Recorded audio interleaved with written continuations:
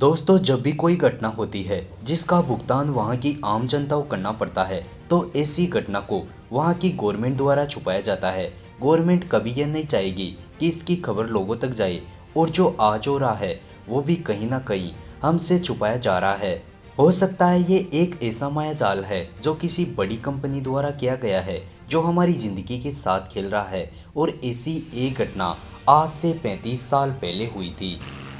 आज से 35 साल पहले की एक ऐसी तबाही जिसने लाखों लोगों की जान ले ली। यूक्रेन के चेर्नोबिल की यह तबाही दुनिया की सबसे बड़ी लापरवाही मानी जाती है।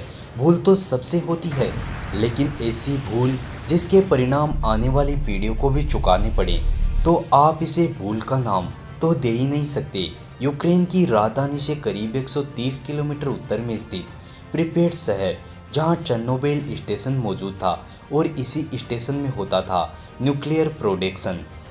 यूक्रेन के इस हिस्से में आबादी बहुत कम थी, लेकिन ठीक इस रिएक्टर के 3 किलोमीटर दूर प्रिपेड शहर बसा हुआ था।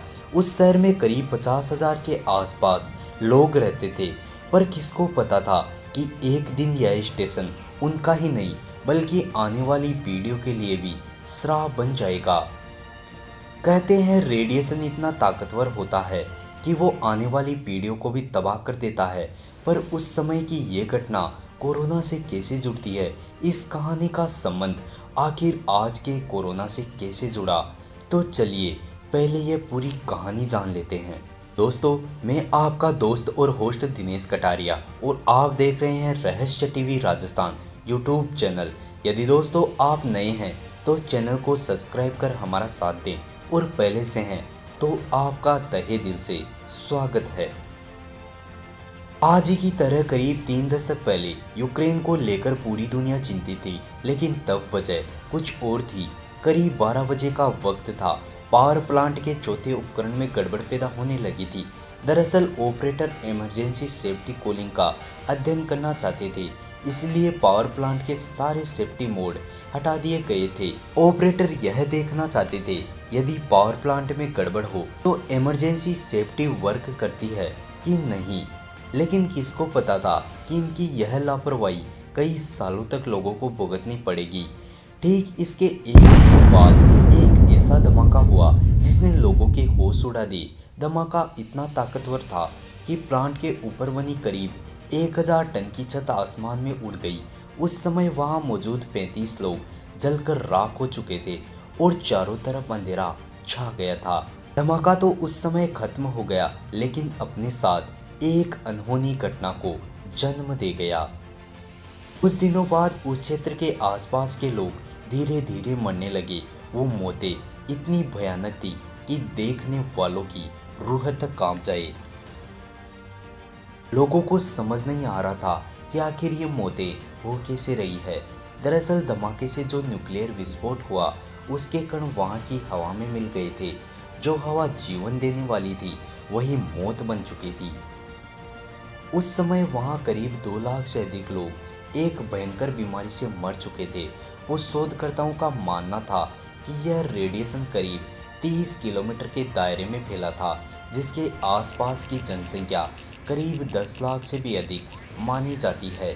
खैर, यह कितना सच हो और कितना झूठ ये तो वहाँ की गवर्नमेंट ही जानती है, लेकिन एक बात तो सच है कि आज भी वहाँ की उजड़ी हुई बस्तियाँ साफ नज़र आती है। खैर, इस घटना का ताल्लुक कुछ लोग कोरोना वायरस से भी जोड़ते हैं। हाँ दोस्तों, जब 4G लॉन्च किया गया था तो उसका परीक्षण करते समय उससे जो रेडिएशन फैला था उससे करीब सैकड़ों पक्षी मारे गए थे। और अब 5G का परीक्षण किया गया है, जो एक अलग तरह का नेटवर्क है जिसकी रेंज 4G से कहीं अधिक होगी, जो सीधा ह्यूमन बॉडी को इफेक्ट करेगा। हाँ, ये बात तो सच है कि इंसानी बॉडी की भी एक अपनी फ्रीक्वेंसी होती है, जो इलेक्ट्रोमैग्नेटिक की मदद से इंफॉर्मेशन को एक पार्ट से दूसरे पार्ट तक पहुंचाती है। यानी कि जब तक यह फ्रीक्वेंसी बैलेंस में रहती है तब तक बॉडी के सभी पार्ट सही से वर्क करते रहते हैं। और कुछ साइंटिस्ट मानते हैं कि 5G की फ्रीक्वेंसी बहुत ज़्यादा है, जो इंसानों के लिए सही नहीं है। वो फ्रीक्वेंसी इतनी ज़्यादा होगी जो फिजिकली या मेंटली ह्यूमंस को टॉर्चर कर सकती है। कुछ लोग तो ये भी मानते हैं कि जब 5G का परीक्षण किया गया था तब वही फ्रीक्वेंसी आउट ऑफ कंट्रोल हो गई, जिससे एक अलग का रेडिएशन पैदा हुआ और उसके कण हवा में मिल गए और वही हवा इंसानों पर कोरोना के रूप में कहर बरसा रही है। खैर 5G के बारे में YouTube पर और भी बहुत से वीडियो मिल जाएंगे। इसके बारे में बिना प्रमाण सही या गलत कहना उचित नहीं होगा। मेरा उद्देश्य आप तक जानकारी पहुंचाना था। इसका निर्णय आप अपने विवेक के आधार पर कर सकते हैं। हो सकता है ये लोगों का एक भ्रम मात्र हो, लेकिन यह भी हो सकता है कि ये सही भी हो।